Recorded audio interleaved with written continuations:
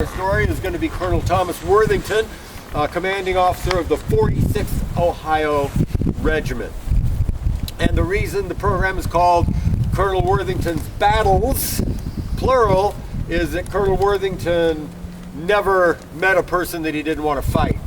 It didn't matter whether it was a Confederate or his boss or somebody that didn't even know he existed across the other side of the country. He had a bone to pick with that person, and he was going to make sure that that person knew about it. And for all those reasons, Tom Worthington, as the hero of our story, may not come across as the most amenable, friendly guy, but he might end up being the most interesting guy you meet at Shiloh this day. And so we're going to talk about his experience here and how his experience reflected on the battle and affected his regiment. We're also going to follow his regiment around the battlefield and learn about the fights that they engaged in.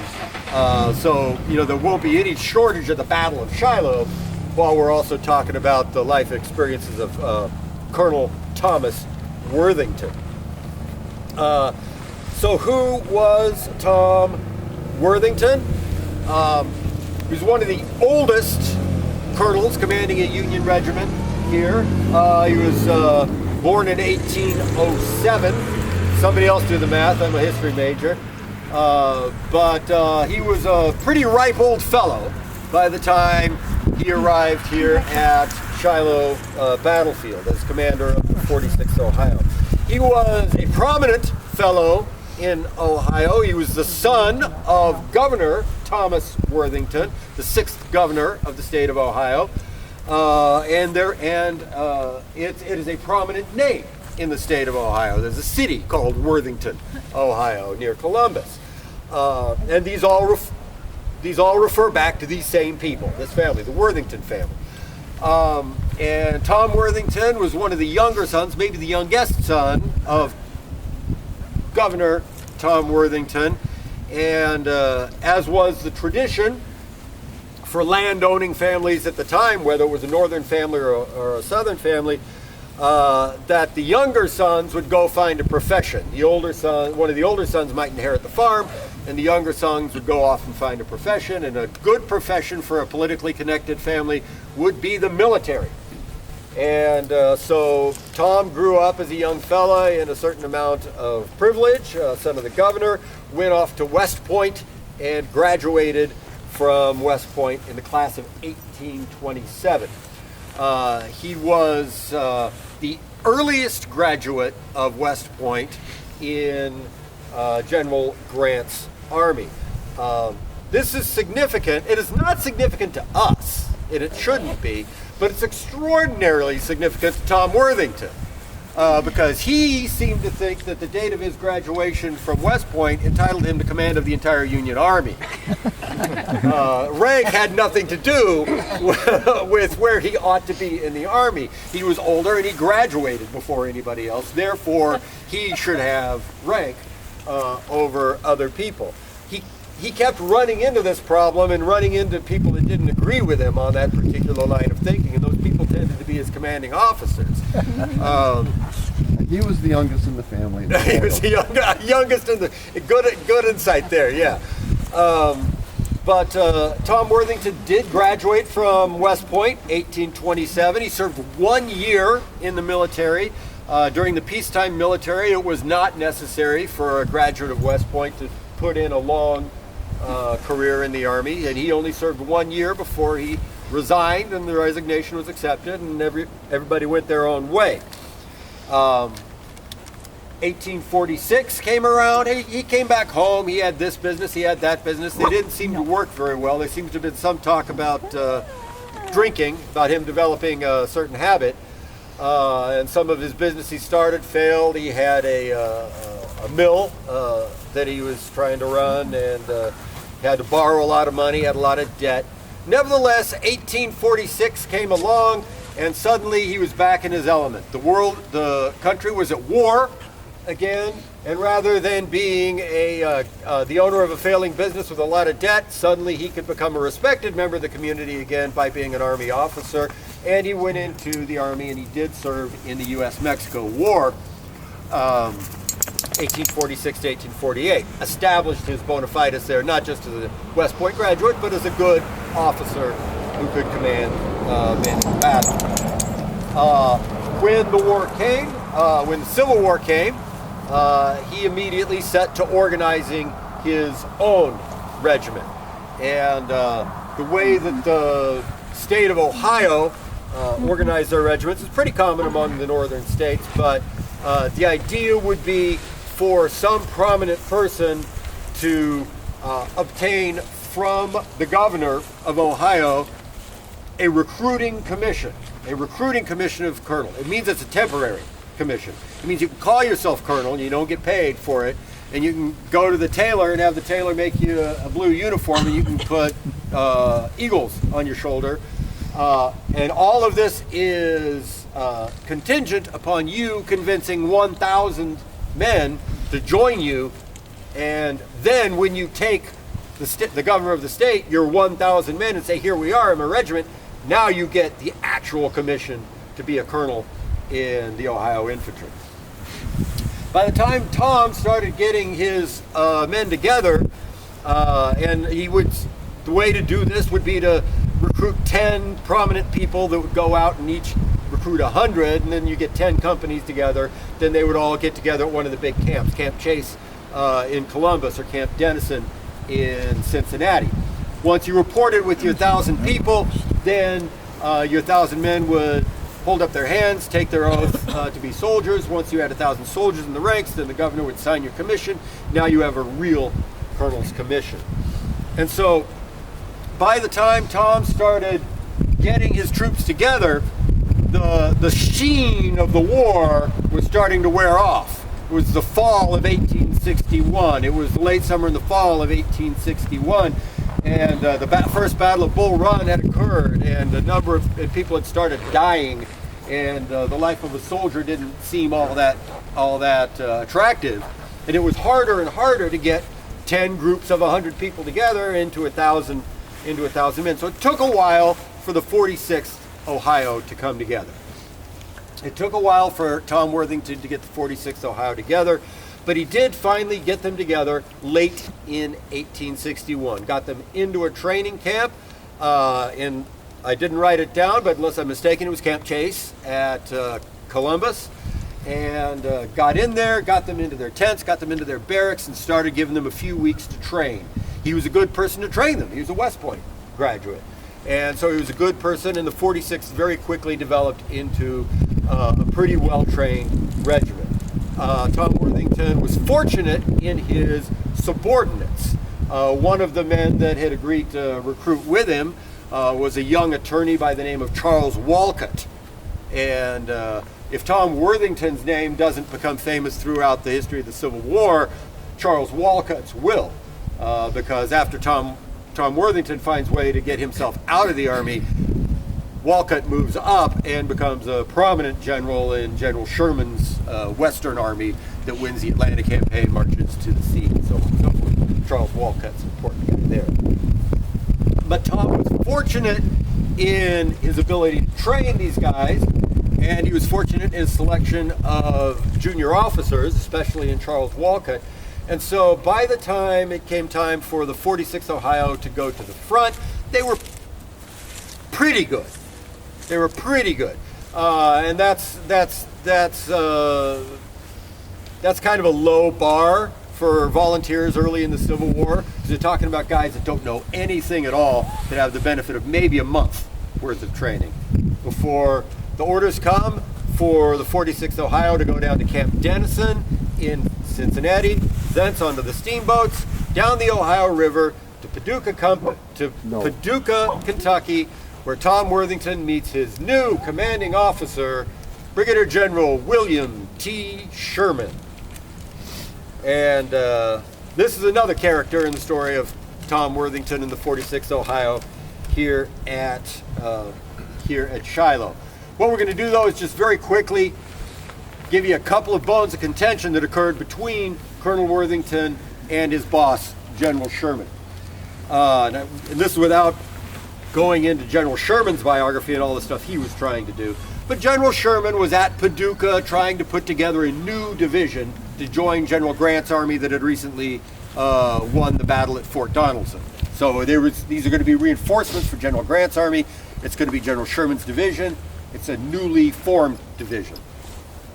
The orders come for General Sherman's division to embark upon steamboats at Paducah, head down to Fort Henry, and thence take the lead of General Grant's new campaign up the Tennessee River.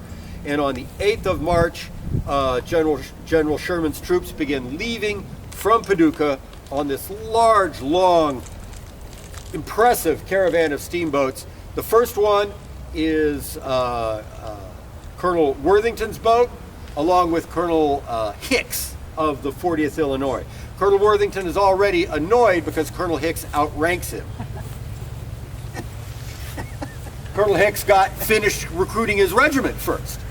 And he got the governor of Illinois, Governor Yates of Illinois, gave Colonel Hicks his commission before Colonel Worthington got his commission. Therefore, Colonel Hicks gets to command Colonel Worthington. Colonel Worthington doesn't like Colonel Hicks. He doesn't think he's a very good soldier. He didn't even graduate from West Point. And Tom graduated from West Point in 1827, making him the oldest graduate, and therefore he ought to be in charge of everything. This is Tom's point of view. Nevertheless, both Worthington and Hicks, even though they're not particularly getting along, they do agree on one thing, and that is to totally ignore their orders to stop at Fort Henry and just plow straight on up the Tennessee River, and within 2 days, plop, they are in Savannah, Tennessee, at the head of the invasion of Tennessee.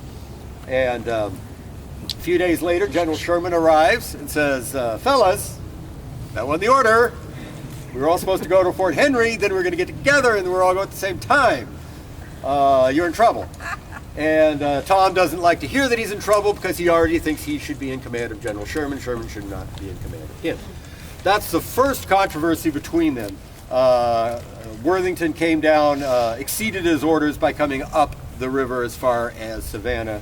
And then, by landing at Savannah and finding out that Savannah is a very unionist town, a lot of pro-union people, he thought of himself as the liberator of Savannah, and a lot of Tennesseans did enlist in the 46th Ohio. There are a good number of local boys in this Ohio regiment fighting here at Shiloh. Things didn't get better for Tom, although he wouldn't have told it that way. Pretty soon there had to be an expedition to destroy a railroad bridge over Bear Creek, which would have been down here in the Pickwick area now. What's the area that's now Pickwick Lake? And so there was this expedition to capture and destroy the bridge at Bear Creek. It didn't go well. General Sherman took several thousand men up there. They disembarked. It was raining. The artillery got mired in the mud. They couldn't get all the way to the bridge. They didn't make it to the bridge. They never even set the fire. They had to get back on the boats. They came back here. Colonel Worthington, of course, had his own part to play in that failure. But if you ask him, all General Sherman's fault. And you didn't need to ask him. He would tell anybody who would listen exactly whose fault the failure of this expedition was. General Sherman ordered the expedition back down the Tennessee River. Tennessee River was flooded. They could not land at Hamburg because Hamburg was flooded. Therefore, General Sherman picked the first high ground he could find north of Hamburg Landing, which was Pittsburgh Landing. The alternative landing site. Came up onto this area, found it's a wonderful place to camp, lots of fresh water, marched his division out to the Shiloh Church area, and here is where Tom Worthington finally makes camp with the rest of the 5th Division under General Sherman. So we've met General Sherman, we've met Colonel Worthington, we know a little bit of something about the 46th Ohio, but we're nowhere near the 46th Ohio. So for the next stop, let's stretch our legs, let's put some space behind us, and go to the camp of the 46th Ohio Regiment. Follow me. We're going to go this way for just a few feet and then head back. General Sherman's division had arrived at Pittsburgh Landing, and he had set up his camps. He issued his orders to set up his camps in such a way as that each of the 3 brigades commanded in this area, to cross Highway 22. in his division. One of them is way over down by the crossing of Lick Creek. We're not going to talk about Stewart's brigade. But the 3 that are here are ordered to lay out their camps all in a row, so if the Confederates come, when the soldiers fall in on their parade grounds to face the Confederates, the whole division will be in the line of battle. And the commander of his 1st brigade, Colonel McDowell, followed that order. Colonel McDowell, here's one more person for Tom Worthington to be grouchy with. Now, as I already said, Colonel Hicks outranked Colonel McDowell, or Colonel Worthington. Worthington didn't like that. He didn't like Hicks, and he didn't like Sherman for and he created all these problems. First, he created the problem of outrunning the rest of the convoy and getting to Savannah before anybody else. Second, he created all these troubles on the Bear Creek Bridge expedition. And also, Colonel Hicks did not do such a great job for General Sherman. Therefore, General Sherman's solution was when the 6th Iowa Regiment reported from Iowa to be part of the Army, General Sherman was very pleased to find out that Colonel John McDowell, who is the brother of another person you might have heard of, General Irvin McDowell, of First Bull Run fame, Colonel John McDowell had an older commission than either of these guys. So he reorganized his division, and he made sure that the 6th Iowa was in the same brigade with the 46th Ohio and the 40th Illinois to make darn sure that neither Tom Worthington or Stephen Hicks ever had a chance to command any more than their own regiment. Obviously, Tom Worthington knew why he was being superseded again by another amateur. John McDowell was a civil engineer. He wasn't a soldier by profession. But McDowell was a much better brigade commander than either of the others, so Sherman had solved his problem. But the fact that Sherman had finally found a brigade commander for Tom Worthington didn't stop Tom from continually reporting directly to General Sherman whatever he thought that General Sherman ought to be doing. Thank you. Or ought not to be doing. One of the things that General Sherman ought to have been doing, according to Tom Worthington, was entrenching these camps. He ought to have been entrenching these camps, and Colonel Worthington called time and again for axes and for spades so that his men could entrench their camp. He was never given the axes and spades, and he never did entrench the camp. 2 things that are, I think, a problem with this particular argument.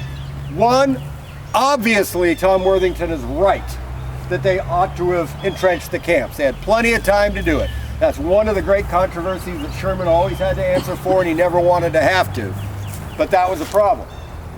2, since Tom Worthington could not get a yes from his boss to get spades and axes, he abandoned the idea of entrenching his camp. Now, obviously, soldiers have bayonets. Throughout the war, they proved that they didn't need shovels to build entrenchments. They had bayonets, they had their dishes, they had their coffee cups. They didn't mind digging a trench with coffee cups. It'll keep you alive. Then you blow the dirt out and you drink the coffee. They're soldiers. They don't care. They're fine with that stuff. No, but Worthington's response to getting the no from his boss's boss, while not paying any attention to the man he should be addressing the question to, is to not do the good idea that he had. He's just going to get huffy. He's just going to get angry and not do it. So that's the 3rd controversy that already has Worthington mad at Sherman, and Sherman ready to dismiss anything that Tom Worthington says just because it comes from Tom Worthington. Good idea or bad? If it comes from Worthington, I don't want to do it. McDowell, shut that guy up. I put you in charge. So that's what's happening personally with Thomas Worthington at this time. What's happening with the brigade is they are encamped. Good civil engineer that John McDowell was, he follows his orders perfectly, and the 1st Brigade encampment goes all the way along this. The 6th Iowa is down there at the crest of the ridge. We're not going to walk down there because we're tight for time, but if you go over that ridge, that road, that's the Hamburg-Purdy Road, it goes right down to the Owl Creek Bridge. It's one of the most crucial places on the Shiloh battlefield. Can't let the Confederates get around the end and come up the Hamburg-Purdy Road. So that's an important place to protect. That's why Colonel McDowell's brigade is out here. So you got the 6th Iowa down there, you've got the 46th Ohio here, and you got the 40th Illinois over there. You also have the 6th Indiana Battery under Captain Frederick Baer. So McDowell has 3 infantry regiments and an artillery battery. During the time of the camp, this was a pretty good camp. The men stayed more or less healthy, and they got to train, and Worthington continued to train his 46th Ohio while not pestering General Sherman, and they got better at their jobs. So the morning of April 6th came, or I should say before that. On the afternoon of April 5th, Worthington had outposts out there, as he should have, and his outposts reported to him that they saw a cannon in the field down there at the bottom of that hill. That field down there is called the Widow Howell Field. He saw a cannon down there. The Confederates were getting cannons down there. I don't know where the cannons were, or where the Confederates were getting cannons. I haven't read about who that might be, but certainly they saw cannons. That means it's not a Confederate scouting party. That means it's a powerful force is coming this way. And so the last thing that Worthington asked for on the evening of the 5th was to ask General Sherman, not his boss, Colonel McDowell, to send him an artillery battery to counter the cannons that are across the way. Again, one more reason for Sherman not to listen to Worthington, bucking the reporting arrangement. He might have been right. There might have been a cannon out there. He might have been able to use some artillery. If he'd asked Colonel McDowell, he could have sent Captain Baer over with some of his guns. But the morning of the 6th came. The morning of the 6th came and the Confederates attacked. The Confederates attacked, and it was a surprise attack. It moved slowly across this mile of woodland out here, and the Confederates were trying to turn the left flank of the Union Army, drive them away from the river, and push them into the swamps of Owl Creek and Snake Creek up here to destroy Grant's army. For that reason, the attack is going from there in that direction. Nobody is coming initially toward McDowell's brigade. And so the first thing that happened, as your tablet shows you, as soon as it's obvious that there's heavy fighting going out here, Colonel McDowell calls out his brigade. Worthington, Hicks, and McDowell himself all deploy their regiments upon their regimental parade ground, according to General Sherman's order and plan, and then they deploy skirmishers forward. They send skirmish lines forward to try to locate the enemy. And so what happens is, first Worthington sends skirmishers over that hill and down into the valley, then he follows it with the rest of his line of battle about 300 yards. Now, your tablet says 300 yards, right? 100 yards. So the line of battle goes about 100 yards to which is going to be about the crest of the hill, right? You can see it from here. And then about 300 yards is the skirmish line that's down in the valley. And pretty soon, Worthington goes up to the skirmish line himself to see what's going on, and there he can see large formations of Confederates moving across his front, not toward him, but across his front to attack the center of the Union line. And by 7 o'clock, that attack occurs. The attack occurs at Shiloh Church, where we just were. And over here, we have letters and memories from the soldiers over here that said they were standing in line of battle, waiting for the Confederates to come and do something, and they could hear just this enormous eruption of battle over there at Shiloh Church, and they could see above the trees, they could see these mushroom clouds, drifting up from this conflagration over by Shiloh Church. But there's nothing going on here. They're standing waiting for the Confederates. Pretty soon, a Confederate brigade, a single Confederate brigade, Colonel Preston Pond's Louisiana Brigade, is detached to the far western side of the Confederate flank, and they approach down through Widow Howe's field, and they start to engage the skirmishers of Colonel McDowell's brigade. Pretty soon, because of the enormous fight going on over here, McDowell is given a request for assistance from General Buckland, or Colonel Buckland, his brigade, and he sends the 40th Illinois to go forward several hundred yards and then to the east several hundred yards to extend Colonel Buckland's line of battle. So the 40th Illinois gets detached just by a few hundred yards, but detached from the rest of the brigade. The other job for the brigade, hold the bridge. Hold the bridge. Make sure the Confederates do not come around and come up the Owl Creek Bridge. So that's the job of the 6th Iowa. And one gun of Bear's Indiana Battery under Lieutenant Mueller. And they're down there holding that position. So here the 1st Brigade stands, holding their position with two different objectives. One is to link to Buckland, the other is to protect the bridge, and the 46th Ohio holds the center. And the morning passes away like this. The morning passes away with nothing but skirmishing out front, but this enormous battle going here, and by about 10 o'clock, that battle starts moving in this direction. And pretty soon that roaring is just to the left. And pretty soon after that, the roaring is behind them to the left. And a little after 10 o'clock, Colonel McDowell gets an order from General Sherman saying, fall back from your position. So the 1st Brigade has not been heavily engaged yet they're going to retreat from the position and try to reconnect with the rest of General Sherman's division, which is falling back to the north. So we're going to do that now. We're going to go back the direction we came. We're going to cross the highway again, and then we're going to turn and go north until we get to the Crescent Field, and that'll be our next stop.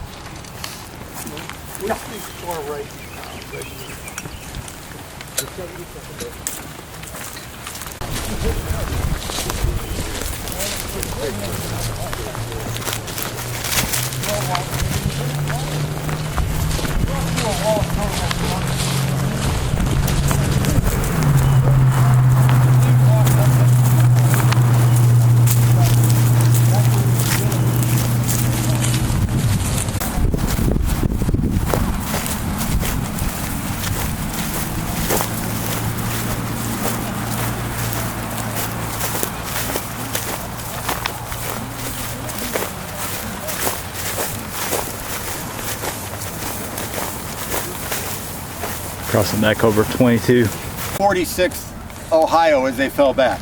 Although, from looking at the maps, and I really think they're maybe a little bit over here. Like we'd be walking in the street if we were on their actual march route. But I think this is close enough for being safe and not getting hit by cars. But then the 6th Iowa had to fall back in a way that protected the bridge for as long as they could. So they fell straight back along these bluffs over here. And then finally, the 40th Illinois was not connected to the rest of the brigade when it fell back. So a staff officer from General Sherman went to escort the 40th back, and as they started to retreat, Confederate cavalry began to work their way around to the bridge. Colonel Wharton's Texas brigade worked their way around by the bridge, and so the 40th Illinois, which was moving independently with a Sherman staffer guiding them, cut across and went all the way over to, now they are the westernmost regiment, and then they went over and they deployed over there, and they actually had a small engagement with that Confederate cavalry that was trying to move around. So as they fall back, as these three regiments fall back, they fall into confusion. They get mixed up. They go three different ways. And then finally, the 4th part of this brigade, Captain Bear's battery, was called upon to report directly to Sherman, and so they head straight down the road. The other thing that happens is not only is Bear heading straight down the road, none of the camp baggage wagons from the 1st Brigade had been sent to the rear. They stayed in the camp the entire time, as though Sherman and McDowell thought that they would drive the Confederates away and there would be no reason to evacuate the camp.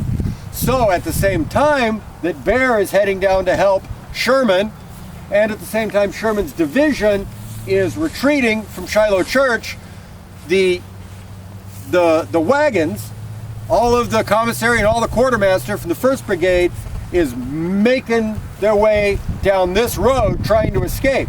They're all going to arrive at the crossroads at the same time. General Sherman's division, Bear's battery, the traffic jam, and the Confederates all arrived at the crossroads at the same time. Captain Bear deployed his 5 guns. They put their trails down. Immediately the Confederates fired. Captain Bear fell from his horse dead. The Confederates attacked. They overran the battery and they captured it. Captured all those guns, and they drove Sherman and his division all the way back. So even before the 1st Brigade was able to connect with Sherman, Sherman's division was blown from the crossroads area, falling back at a run, at a rout, and not in an organized retreat. Therefore, these 3 regiments, the 40th Illinois with a staff officer, the 6th Iowa going this way and that way, we'll talk about that in a minute, and the 46th Ohio keep making their way to the north. While they're doing it, Colonel Worthington goes on a personal reconnaissance. He rides off by himself to find the Confederates out over here.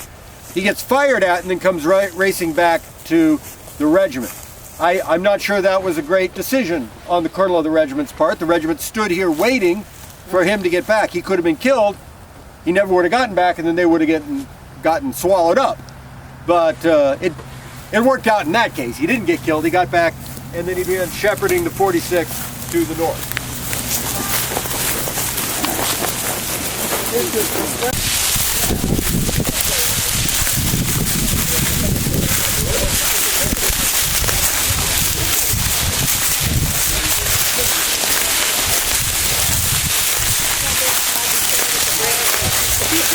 This little blue oval tablet, which marks the position of the 1st Nebraska Infantry fighting on the 2nd day of the battle. That's right, Nebraska troops, Battle of Shiloh. And they have a fascinating story, and I'm not going to talk about it.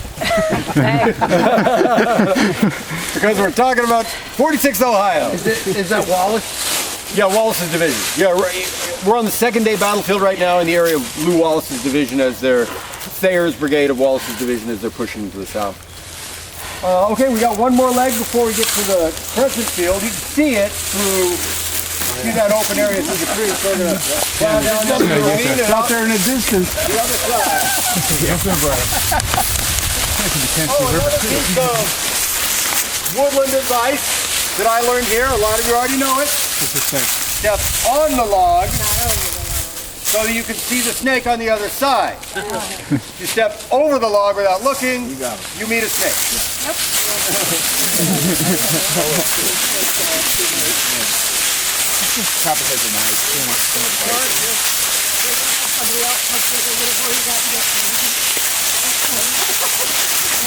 Places that nobody ever goes, so enjoy Crescent your time field. when you get over here. A lot of stuff happened out here. It's just the way the park's designed. There's no parking or wayside over here, and Highway 22 cuts through the middle of the field, and there's a private property up on the other side of the hill. But this was all called the Crescent Field at the time of the battle, and is an important part of especially the 2nd day's battle. And the monuments you see here and the tablets you see here mark 2nd day activity by elements of General Lew Wallace's division. You see these pointy obelisk style monuments. Those are Indiana monuments made of oolitic, Indiana oolitic limestone. From Bedford, Indiana. Bedford, Indiana? I have people from there. How about I should have asked Grandma. Grandma never told me about oolitic limestone. 67th, Indiana. But we're not going to talk about the second day, so we're not going to stop at any of these monuments. But you'll certainly be out here tomorrow if you come on the Lew Wallace program that they're going to do tomorrow morning. We're going to head straight up to the second monument. That's the 11th Indiana monument. We'll stop there for a little stand. Yeah, there's first day, the blue tablet, and it's so it's Miguel, and it's rectangular. So it's the first day, and it's facing what direction? No. Away from the the wrong direction. The groundskeeping people must have turned it around or something like that. No. This is facing the direction that they were going, which is retreating. And retreating with the Confederates hard on their tails, and in a rather disorganized fashion. 3 short stories, because they have to be short because we need to move on. But 3 different regiments have 3 different experiences. First, like I said, the 40th Illinois went from the left, got led to the right to do something about that cavalry infiltration along the Owl Creek bottom. And so the 40th would have been over there by the house, and they actually had an engagement over there with some Confederates that were pursuing, probably Pond's brigade. But Pond doesn't write about it, so it's not, I don't think it was any big deal. They probably fired at them from long range, and then Pond's people fell back or something like that. Then the 40th continued to retreat to the north. Second story would have been very quickly Worthington's story. He led the 46th back through those 2 ravines that we just passed through, into this field, and on through the field, following in the direction of the 40th Illinois. Not a big story. Is this all cotton fields? I don't know what kind of what was planted in Crescent Field. Sorry. Oh. If it was cotton, like we said this morning, that would have been a real pain to move because this is a big field. And then finally, the 6th Iowa, Colonel McDowell's regiment, but Colonel McDowell, being in charge of the brigade, is not commanding his regiment. The 6th Iowa also moved across this field about the same time the 46th Ohio did. The 6th Iowa got to the other side of the field, whereupon half of the regiment about faced and marched back into the field. So after the entire brigade had finally cleared the field, half of the 6th Iowa turned around and marched back to this place. Colonel McDowell was over there in the tree line. He looked back and he said, "Where are those guys going? Where's half my regiment going?" And he talks to one of the captains that's there back at the other side of the field. He said, "Captain, why did half the regiment just march back out into the field?" Captain said, "That, sir, is because the colonel is drunk." Lieutenant Colonel Marco Cummings, commanding the 6th Iowa, got a little mixed up. Did some day drinking on that Sunday, and got himself a little mixed up, turned half the regiment around and marched them right back toward the Confederates. So McDowell came riding out, took command of the regiment, relieved Colonel Cummings of his command, marched them back to where they came from. Lieutenant Cummings got sacked. Lieutenant Colonel Cummings. I owe it to Marco Cummings to follow up that with saying that after he was sacked from his job in the 6th Iowa, he went back to his original home of Orange County, New York, and assisted in raising a regiment, which got numbered the 124th New York Regiment, the Orange Blossom Regiment. And Marco Cummings, as a subordinate to Colonel Van Horn Ellis, helped defend the Devil's Den feature on the second day at Gettysburg. So I guess that's either win, lose, or lose, win. By getting fired by being drunk at Shiloh, Cumming either ended up with the glory or the misfortune of being in the middle of Devil's Den at the Battle of Gettysburg on the second day. So that's how our guys clear the field, followed by Confederates. Preston Pond's brigade coming up here, and immediately in this direction, a brigade from the Confederate Reserve Corps under John Breckinridge. Breckinridge himself isn't here. The Kentucky Brigade of Colonel Robert Traub, or Trabu. I don't know how to pronounce that guy's name. But the Kentucky Brigade came marching up in pursuit, and we're going to follow right down here. This is Bear's Battery. Bear's Battery is gone. Well, I guess the guys are running with the infantry. They're gone. They were Sherman somewhere. They were way over there. Like I said, as McDowell's brigade moved due north through Crescent Field toward what's known as Sowell Field, the picnic area is up over there now. Jones Field is back up over here. They moved due north.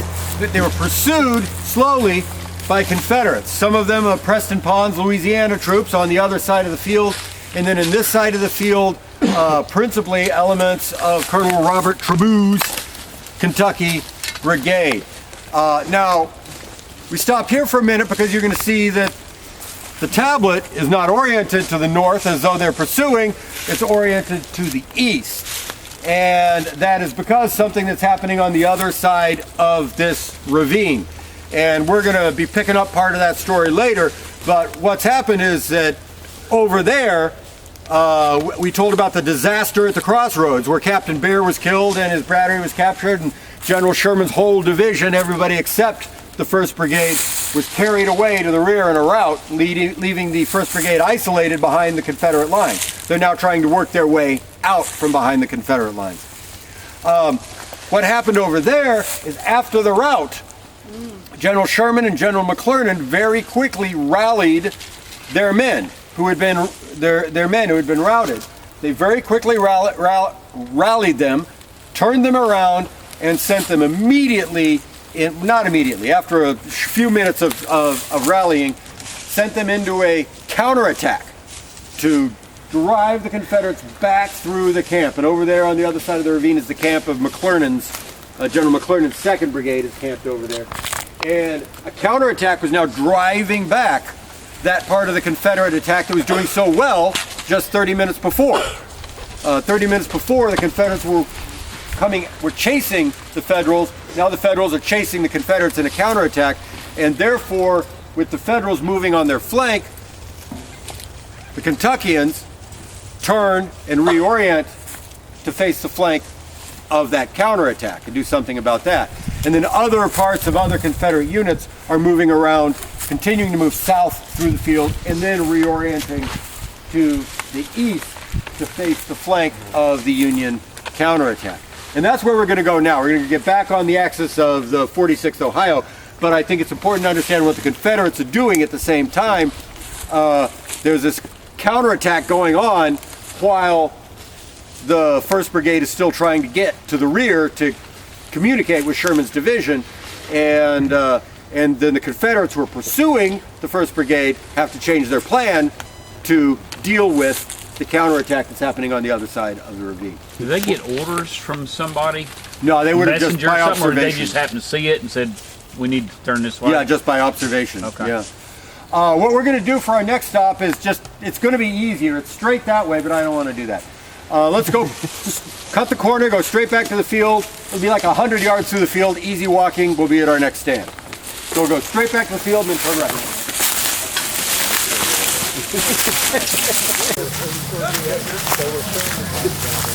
East and cross the ravine into what's known as Jones Field. We're going to cut the corner. We're not going to go all the way that far back. But I said as the Kentuckians deployed, other elements of other Confederate units that have been shaken loose from their brigades passed behind them and continued to extend their flank, and then reoriented to the east in order to deal with the counterattack. And in this case, you see the 22nd Tennessee Regiment and the 11th Louisiana Regiment from Russell's brigade came here, and at about noon or so, they arrived at this position, which is the same time the Kentucky Brigade arrived at their position. So by about noon, you see in this, it's getting to be a very large Confederate force. They're not fighting in Crescent Field, but they're slowly wheeling through Crescent Field, reorienting to the east, and a strong line of battle is right along the crest of this ravine, right where these tablets are. So if you were to follow that tablet straight through the woods, which we could have done, but it would have been a pain, we'd reach the Kentucky tablet that we were just at. But what we're going to do now is go straight down into the ravine and up the other side, and that'll put us back in the perspective of our Union troops that we've been following. You know, we're going to cut a corner. They would have gone that way, but we're going to cut corners on here. Bjorn, Yeah. what happened to Worthington? I haven't heard about him in a while. He's leading the 46th. He's leading the 46th Ohio. He led them with the rest of the brigade down to Soulfield and then back over to Jonesfield. He just managed to go an hour without doing something preposterous.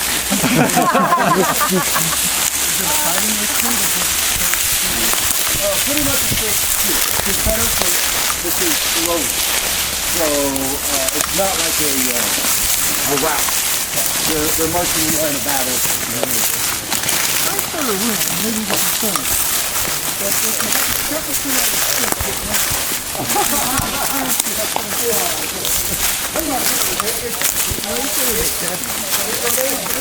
but by this afternoon, that rumor might be true.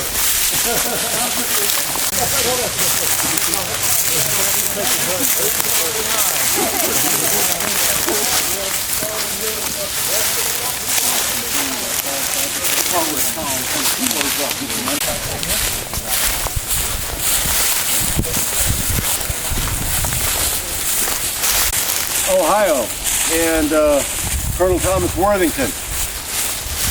But to catch you up on what we missed by cutting the corner here, all three regiments of the 1st Brigade of McDowell's Brigade continued to the north until they crossed the next ravine up there and got into what's known as Sowell Field. Once they did that, they could see that they could